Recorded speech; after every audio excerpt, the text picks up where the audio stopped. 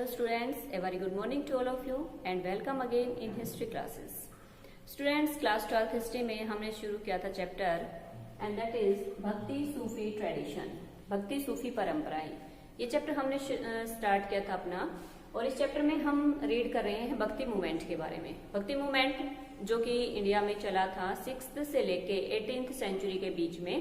भक्ति मूवमेंट के साथ साथ हम रीड करेंगे इसमें इस्लामिक जो रिलीजन था उसके बारे में, साथ में हम रीड करेंगे अबाउट द सूफीज जो ट्रेडिशन थी, सूफी परंपराएं थी उनके बारे में। यानी कि टोटली हमारा चैप्टर बेस्ड है धर्म के ऊपर, चाहे वो हिंदू धर्म से रिलेटेड है, चाहे वो इस्लाम से है या फिर चाहे वो सूफी धर्म से रिलेटेड है। लेट्स कंटिन्यू अवर चैप्टर भक्ति मूवमेंट इन कर्नाटका। मैंने आपको प्रीवियस वीडियो में बताया था कि जो हमारा मूवमेंट था वो स्टार्ट हो गया था इंडिया में 6 सेंचुरीज के आसपास और उसके बाद स्प्रेड होते होते वो फैल गया पूरे इंडिया में, नॉर्थ इंडिया से साउथ इंडिया, साउथ इंडिया के बाद मैंने आपको बताया था कि साउथ इंडिया का जो पार्ट था उसको तमिल बोला जाता था। तमिल में जो भक्ति मूवमेंट को लीड कर रहे थे वो लोग कौन थे? वो थे अलवार और नैनार। अब इसके बाद बात आती है भक्ति मूवमेंट इन कर्नाटका। अब उसके बाद आता है कि कर्नाटक में लीड करने वाले कौन थे भक्ति मूवमेंट को और इसको किस नाम से वहां पर जाना जाता था। तो Bhakti movement in Karnataka known as Veera Shaiva movement है तो वही, लेकिन बस कह सकते हैं कि लैंग्वेज के अकॉर्डिंग या फिर रीजन के अकॉर्डिंग इसका नाम चेंज हो गया है भक्ति मूवमेंट का। क्या नाम चेंज हो गया है इसमें कि जब ये कर्नाटक में मूवमेंट स्प्रेड होते होते हमारे इंडिया से वहां तक पहुंचा तो इसका नाम वहां पे वीर शैव मूवमेंट था, ये भक्ति मूवमेंट थी। अब उसके बाद आता है कि जो इसको लीड कौन कर रहे थे वहां पे, इसको लीड करने वाले थे बासन्नुआ ने कर्नाटक में जो भक्ति मूवमेंट था जिसको नाम दिया गया था वीर शैव मूवमेंट, उसको लीड कर रहे थे। अब उसके बाद आता है मूवमेंट लीड बाय बासन्नुआ थे लीड करने वाले इस मूवमेंट को कर्नाटक एरिया में। न्यू रिलीजियस डेवलपमेंट, अब ये बात हो रही है हमारी भक्ति मूवमेंट की, लेकिन इसके साथ साथ ही जो नेक्स्ट था वो आएगा हमारा कि और कौन कौन से रिलीजियस थे जो कि इंडिया में डेवलप हो रहे थे, धीरे धीरे लोगों तक पहुंच रहे थे और लोग क्या कर रहे थे, उनको अडॉप्ट कर रहे थे, उनसे शिक्षाएं ले रहे थे, टीचिंग्स ले रहे थे। And that is bhakti movement in Maharashtra 13th century. देखो भक्ति मूवमेंट की स्टार्टिंग मैंने आपको बताई थी 6th सेंचुरीज के आसपास, और ये नहीं है कि ये एकदम से इतना तेजी से फैला कि एक ही सेंचुरी में वहां पे स्प्रेड होके उसके बाद सभी इंडिया के पूरे पार्ट्स में ये फैल गया था। बट 6th सेंचुरी से इसकी शुरुआत मान सकते हैं हम, और उसके बाद धीरे धीरे ये पहले नॉर्थ इंडिया से उसके बाद दूसरे स्टेट तक, उसके बाद ये कर्नाटक में पहुंचा और उसके बाद बात कर रहे हैं हम महाराष्ट्र की कि महाराष्ट्र में जो भक्ति मूवमेंट था वो किस प्रकार से चला था और कब पहुंचा था। 13th सेंचुरी के आसपास ये भक्ति मूवमेंट वहां पे पहुंचा था। मूवमेंट इन नॉर्थ इंडिया, उसके बाद बात करते हैं नॉर्थ इंडिया में जो इसका पीरियड टाइम था, अब उसमें लीड कर रहे थे इसको Brahmins, occupied significant position in North India. North India की जब बात आती है तो नॉर्थ इंडिया में इसको लीड करने वाले लोग कौन थे? इसको लीड कर रहे थे ब्राह्मण लोग। आपको पता है कि हमारा जो नॉर्थ इंडिया उसमें जो ब्राह्मणवाद है वो सबसे ज्यादा है और उसी टाइम पीरियड के दौरान ब्राह्मण जो लोग थे वो हमारे नॉर्थ इंडिया में भक्ति मूवमेंट को लीड कर रहे थे। कर्नाटक में मैंने आपको बताया, कर्नाटक में वीर शैव मूवमेंट का नाम दिया गया था, लीड करने वाले कौन थे? बासन्नुआ थे। उसके बाद महाराष्ट्र में आता है, महाराष्ट्र में बहुत सारे स्कॉलर थे, बहुत सारे विद्वान थे, संत कह सकते हैं जिनको, जो इस मूवमेंट को लीड कर रहे थे, जिसके बारे में हम बाद में बात करेंगे कि कौन कौन से ऐसे संत थे किन किन एरियाज में जिन्होंने इन मूवमेंट्स को लीड किया। अभी सिर्फ हम बेसिक इन्फॉर्मेशन ले रहे हैं कि हमारे इंडिया में कौन कौन से जो रिलीजन्स थे, कौन कौन से धर्म थे जो कि फैल रहे थे, साथ साथ चल रहे थे। तो हम उसके बाद बात कर रहे हैं महाराष्ट्र की। महाराष्ट्र में ये जो भक्ति मूवमेंट था ये स्प्रेड होने लगा था 13th सेंचुरी के आसपास। उसके बाद बात आती है नॉर्थ इंडिया की। नॉर्थ इंडिया में मैंने आपको बताया कि ब्राह्मण जो लोग थे इसको लीड कर रहे थे। अब उसके बाद नाथ, जोगीज और सिद्ध, ये लोग भी थे जो अपने अपने बेस पर काम कर रहे थे, नाथ, सिद्ध और जो जोगीज थे। अब उसके बाद आती है कि ये तो हमारा था भक्ति मूवमेंट, जो कि हमारा भक्ति मूवमेंट स्प्रेड होने लगा, पूरे इंडिया में फैल गया, अलग अलग सेंचुरीज में ये पहुंचा। मैंने आपको अलग अलग बताए कि अलग अलग एरियाज के अकॉर्डिंग किस प्रकार से स्प्रेड हुआ था। उसके बाद मैंने आपको बताया कि नाथ, सिद्ध और योगी। नाथ, सिद्ध, योगी क्या कर रहे थे, ये अपने अपने एरियाज में अपने अपने बेस पर काम कर रहे थे, किसके लिए, भक्ति मूवमेंट के लिए। तो मैंने आपको बताया कि जो भक्ति मूवमेंट था वो हमारे इंडिया में 6th सेंचुरी से स्टार्ट होकर 18th सेंचुरी तक इंडिया के अलग अलग पार्ट में किस प्रकार से पहुंचा, किस प्रकार से स्प्रेड हुआ, किन किन लोगों ने काम किया, इसके बारे में हम डिस्कस करेंगे आगे कि कौन कौन लोग थे जिन्होंने बहुत अच्छा इसके ऊपर काम किया था। अब उसके बाद हम बात करते हैं नेक्स्ट, हमारा जो रिलीजन है, नेक्स्ट धर्म जो इंडिया में स्प्रेड होने लगा था उस टाइम पीरियड के दौरान, वो था इस्लाम धर्म। इस्लाम धर्म की बात करते हैं थोड़ी सी कि Islamic tradition in North India. सबसे पहले बात करेंगे नॉर्थ इंडिया में इस्लामिक वर्ड की, जहां से स्टार्टिंग होती है कि इस्लाम धर्म हमारे इंडिया में कैसे आया, किसके साथ आया, किस प्रकार से ये स्प्रेड हुआ। और हम बात कर रहे हैं नॉर्थ इंडिया की। नॉर्थ इंडिया में 711 में और 12 में 711 और 12 ईस्वी में जब मोहम्मद कासिम जो थे उन्होंने सिंध प्रदेश को जीत लिया था। इंडिया के ऊपर जब उन्होंने अटैक किया था 711 में मोहम्मद बिन कासिम ने, तो उन्होंने क्या किया था कि उन्होंने इंडिया को जीत लिया था। और उनके साथ ही, उनके आने के साथ ही, उसी के टाइम पीरियड के दौरान ही ये माना जाता है कि जो इस्लाम धर्म है वो इंडिया में एंटर कर गया था।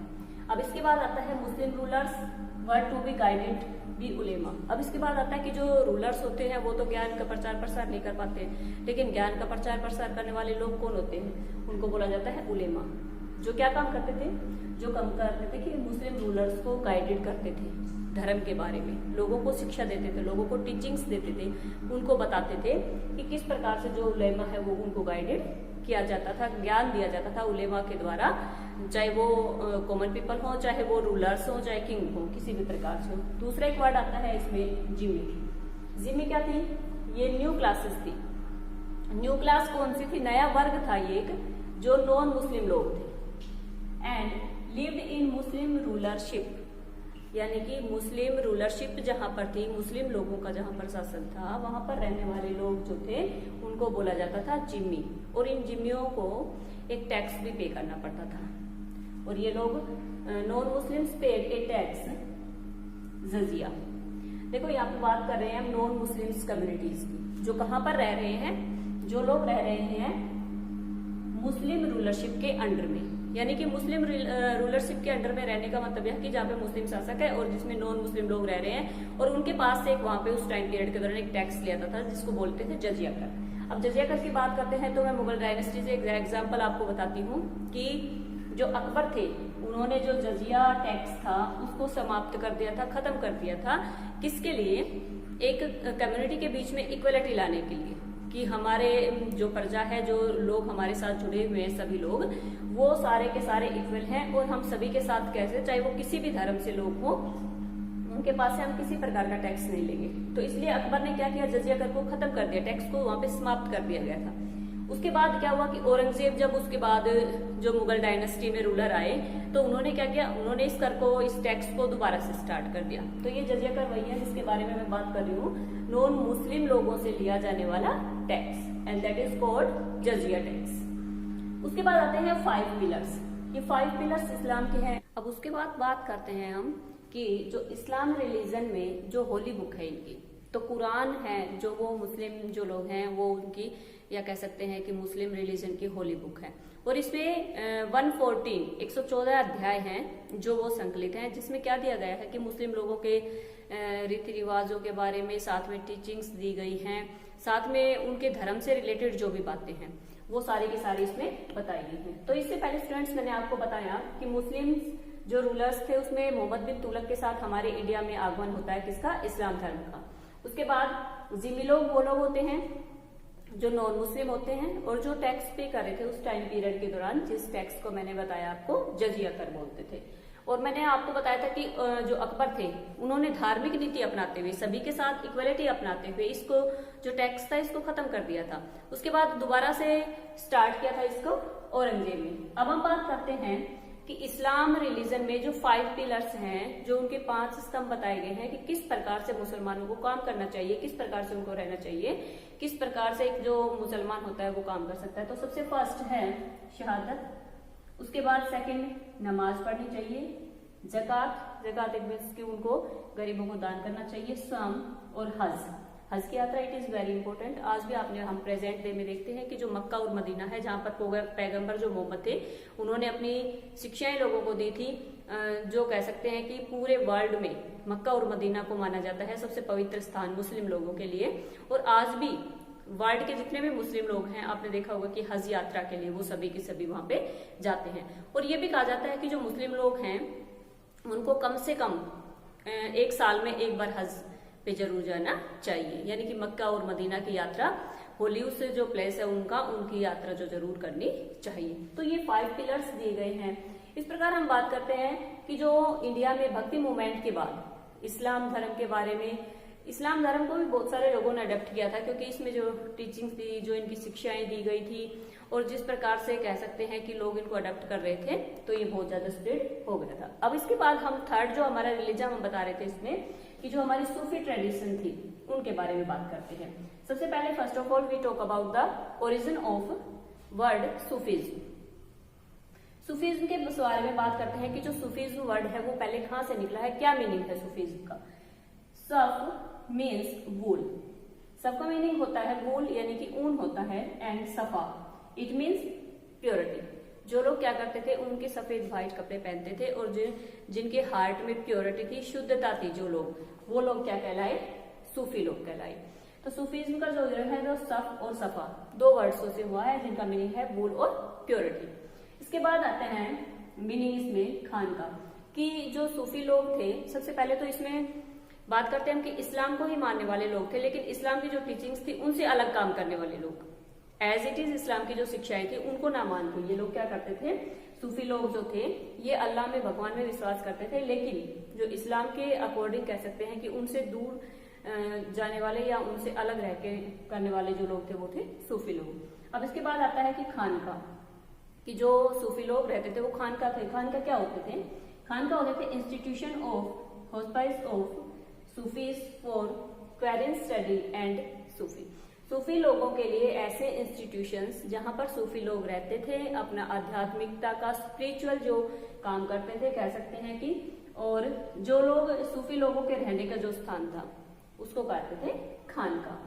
उसके बाद आता है कि जो सूफी लोगों का जो था ये 2 पार्ट्स में डिवाइड थे, 2 पार्ट्स थे सूफीज के, एक तो था बे शरिया एंड सेकंड इज बा शरिया। देखो मैं आपको 2 बता रही हूँ कि सूफी जो लोग थे वो किस प्रकार से 2 तरह से डिवाइड हुए थे, एक बे शरिया एंड सेकंड इज बा शरिया। अब बे शरिया और बा शरिया दोनों में डिफरेंस देखते हैं कि क्या डिफरेंस है इन दोनों के बीच में। अब इसमें बा शरिया में जो लोग थे हु इग्नोर्ड शरिया, या फिर बा शरिया में जो सूफीज हु अडियर्स विद द शरिया, ये लोग क्या थे कि ये लोग जो बेशरिया लोग थे इन्होंने इग्नोर कर दिया था जो शरीयत थी उसको, और साथ में जो बाशरिया लोग थे ये शरीयत को अडॉप्ट कर रहे थे, उसके नियम कानूनों को, इस्लाम के नियम कानूनों को मानने वाले कह सकते हैं। तो सूफी लोग 2 तरह से काम करते हैं, एक तो जो उनके इस्लाम के नियम थे उनके अकॉर्डिंग काम कर रहे थे, दूसरे तो जो ये लोग थे ये क्या कर रहे थे कि ये लोग इनसे अलग होकर काम कर रहे थे।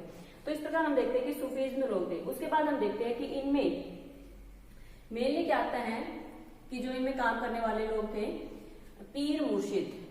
पीर मुर्शिद कौन लोग थे, सूफीज्म में बता रही हूँ मैं आपको, बात कर रहे हैं हम सूफीज्म की। सूफीज्म में जो पीर मुर्शिद थे वो थे Sufis teaching master. Sufis teaching master मतलब कि सूफी जो रिलीजन था, सूफी धर्म में जो लोग टीचिंग देते थे, लोगों को शिक्षाएं देते थे, जैसे कि हमने देखा इस्लाम में जो टीचिंग देते थे उनको बोलते थे उलेमा।